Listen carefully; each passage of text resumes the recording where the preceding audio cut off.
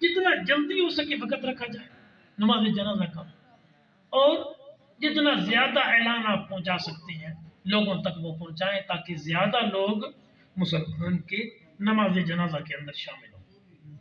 اچھا جی، اب اس کا کیا کرنا ہے؟ ہمارے یہاں لوگ ڈرتے ہیں،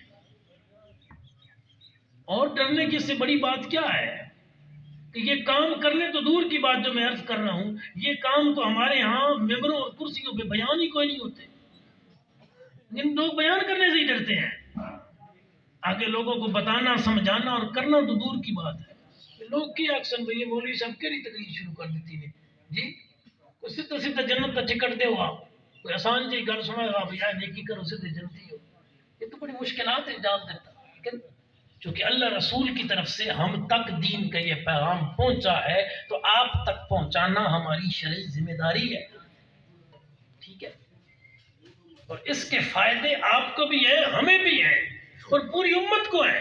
اس لیے اسلام نے یہ اعمال رکھے گئے۔ حبیب کریم امام الانبیاء صلی اللہ علیہ وسلم کے پیارے بیٹے حضرت ابراہیم رضی اللہ تعالیٰ عنہ 17 مہینے عمر ہے، مدینہ سے باہر ایک وادی ہے، لوہاروں کی بستی تھی، وہاں پٹی کا کام کرتے تھے لوگ لوہے کا، وہاں حضور کے شہزادے ایک دائی کے پاس رہتے تھے۔ دودھ پینے کے لیے عرب میں رواج تھا کہ بچوں کو دائیوں کے پاس بھیجتے۔ آقا کریم ملنے کے لیے گئے، اتنے بیمار تھے حضرت ابراہیم کہ حضور نے جب ان کو اپنی گود میں رکھا تو ان کی سانس اٹک رہی تھی، یعنی آخری سانسیں چل رہی تھی۔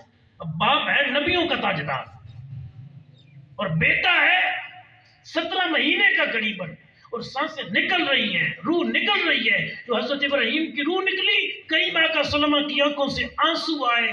غلاموں نے عرض کیا، صحابہ جو ساتھ تھے، عرض کیا رسول اللہ آپ بھی روتے ہیں؟ فرما ہماری آنکھیں تو روتی ہیں لیکن زبان سے وہ کوئی کلمہ نہیں نکالیں گے جس سے ہمارا رب ناراض ہوتا ہو۔ آنکھوں سے رونا رحمت کی علامت ہے کہ کسی کا غم دیکھ کے آپ کو آنسو آ جائیں، اللہ کے ڈر میں آپ کے آنسو نکل جائیں، جی پریشانی میں آپ کے آنسو نکل جائیں، مصیبت میں آپ کے آنسو نکل جائیں، جہنم کے ڈر سے آپ کے آنسو نکل جائیں، یہ تو رب کی طرف سے رحمت کی علامت ہے۔ لیکن زبان کے ساتھ آہو بکا کرنا، واویلا کرنا، ساڈی بولی جن بہنا دے سڈیاں ماما بہنا بیٹیاں جی جیڑی آوے وہ گلے لگ کھلونیاں تے پتہ نہیں کہ اس سے منع کیا گیا اسلام میں۔ میں اسلام کی بات کر رہا ہوں، کسی محلے یا علاقے کے رواج کی بات نہیں کر رہا کہ ہو کیا رہا ہے، میں یہ عرض کر رہا ہوں کہ کرنا کیا چاہیے، اسلام میں حکم کیا دیتا ہے۔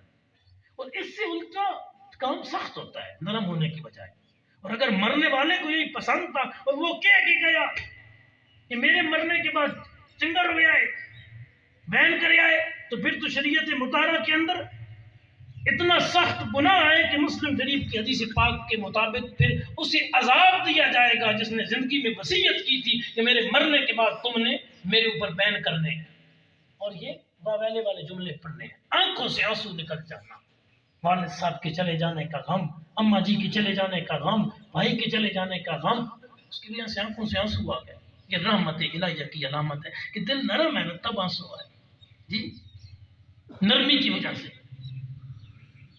تو کریم آقا صلی اللہ علیہ وسلم کی آنسو مبارک آنکھوں سے آئے۔ غلاموں نے عرض کیا کہ آپ بھی روتے ہیں؟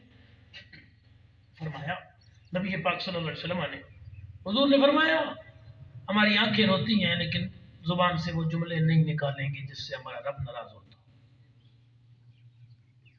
ٹھیک ہے، اچھا اب اعلان ہو رہا ہے، گھر میں کیا کرنا چاہیے؟ باہر تو اعلان ہو رہا ہے نا، قبر والے قبر تیار کر رہے ہیں، میت گھر میں ابھی تک پڑی ہے، ادھر کیا کرنا ہے؟ لوگ کہتے ہیں وہ میت والا کمرہ ادھر کوئی نہ من جائے۔ کیوں بھائی؟ ساری زندگی تو سکا باپ تھا تیرا، سکا بھائی تھا تیرا، والدہ تھی تیری، اب کیا روح نکلنے سے اتنی رشتوں میں جدائی آ گئی کہ میت کے پاس ہی بیٹھنا گوارا کوئی نہیں کر رہا؟ اور اگر بیٹھ گئی تو کون بیٹھ گئی؟ امان گوان، کوئی محلے دی، کوئی شہر دی، کوئی دوسرے شہر دی، اور اکثر غیر محرم عورتیں بیٹھی ہوتی ہیں، اکثر، بہت کم ہے، اپنوں کو تو ہوش ہی نہیں ہوتا، معاملات میں ہوتے ہیں، اور وہ ساری کیا کر رہی ہوتی ہیں وہاں؟